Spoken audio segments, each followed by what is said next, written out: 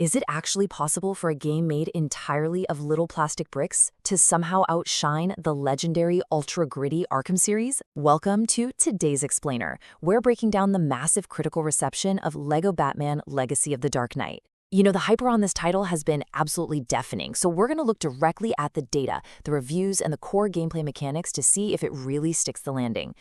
Better than the Arkham series? That's the exact question dominating the gaming community right now. Teased as a totally drastic shift from the traditional LEGO formula, TT Games set out with, honestly, incredibly massive ambitions. They wanted to create a full-blown Rocksteady-style combat system and layer it over a giant open-world Gotham City. I mean, it sounds almost too good to be true, right? You're combining a family-friendly plastic aesthetic with the deep, punishing mechanics of our favorite dark superhero. Well, smash cut to an 85. That is the record-breaking Metacritic and OpenCritic score this game just achieved, officially confirming that Legacy of the Dark Knight is literally the highest-rated LEGO game of all time, period.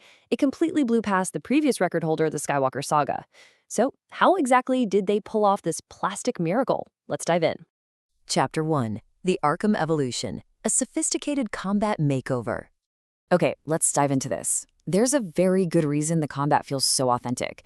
Rocksteady, the actual studio behind the Arkham series, stepped in to help develop this brand new system. If you've played classic LEGO games, you already know the drill, right? Simple button mashing, super easy encounters. But the new Arkham system completely trades that in. We're talking free flow counters, responsive dodges, and, get this, for the first time ever in a LEGO game, 3 distinct difficulty settings. If you crank it up to the highest Dark Knight difficulty, you've got less health and you're facing much tougher enemies armed with guns and stun sticks. These fights are actually meaningful now. The new rhythm of a fight is just incredibly satisfying. You start off by building your focus meter through basic strikes. Then you actively counter and dodge. You just look out for those classic flashing prompts right over the enemy's heads. Next, you're seamlessly deploying quick-fire gadgets mid-combo. And finally, once your meter is full, you execute these spectacular ultimate takedowns. It's so satisfying to chain all these moves together flawlessly, and there's a full skill tree to upgrade this entire flow as you play. And that depth, it carries right over into the character roster. Now, LEGO games are usually famous for having hundreds of playable characters, but here, TT Games made a brilliant choice to streamline it to just 7 core heroes. So instead of bloat, you get real depth. Every single hero feels incredibly distinct. Batman has his grappler, Nightwing zips around with a line launcher, Catwoman can literally summon cats mid-fight, and Jim Gordon? Well, he's actually surprisingly overpowered with a glue gun. You can switch between them seamlessly while exploring, and they all have their own unique gadget skill trees. Chapter 2. Open World Gotham, a massive plastic paradise. But hey, punching goons is really only half the fun, and where you do it matters just as much. The developers have built this massive world that's already being hailed as a Game of the Year contender, literally just for its design. IGN perfectly captures the critical consensus, noting how generously packed the Gothic surroundings are. See, this open world isn't just big for the sake of being big, it actually breathes life into the city. Whether you're scaling massive skyscrapers or diving into dingy alleyways, there's always a pocket of opportunity, a clever puzzle to solve, or a random crime to stop. And this brilliantly illustrates how the city map is broken down.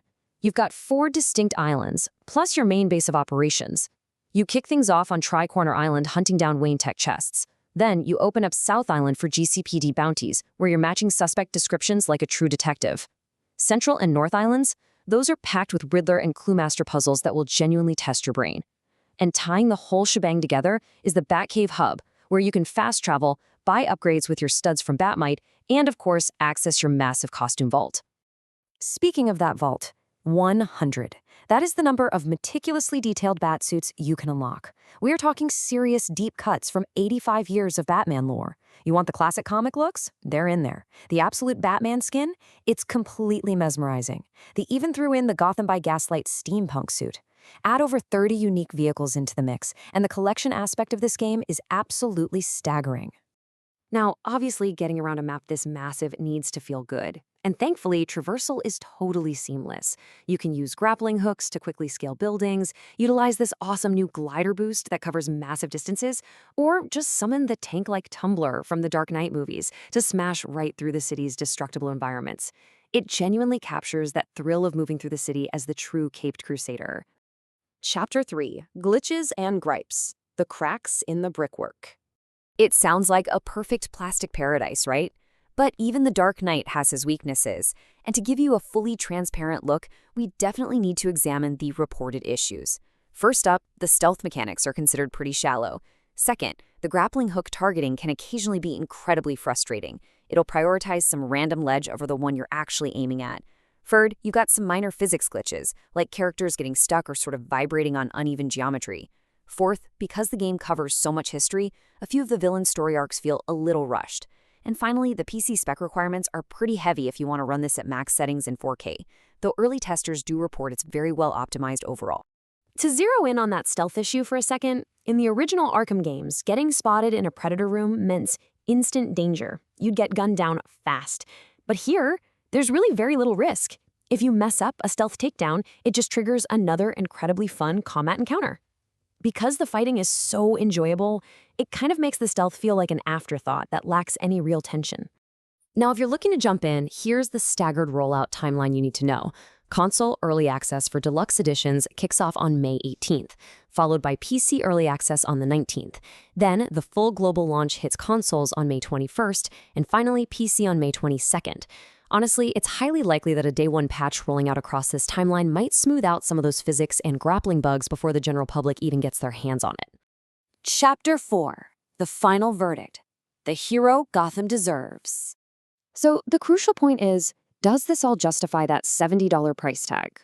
Well, Xbox Achievements calls it a perfect tribute and an absolute triumph. And the general consensus totally agrees.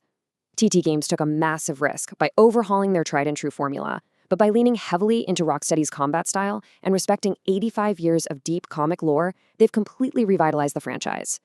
Even with a few minor glitches and a somewhat weak stealth system, it stands as a phenomenally crafted tribute that both kids and hardcore Arkham fans are going to absolutely love. Which brings us to you. With over 100 options waiting in the Batcave vault, which Batsuit are you going to unlock first to defend Gotham? Let us know and drop your favorite in the comments below. And hey, if you want to keep diving deep into the biggest releases and gaming industry shifts, check out the Next Explainer right now. Keep learning, keep playing, and I'll see you in the next one.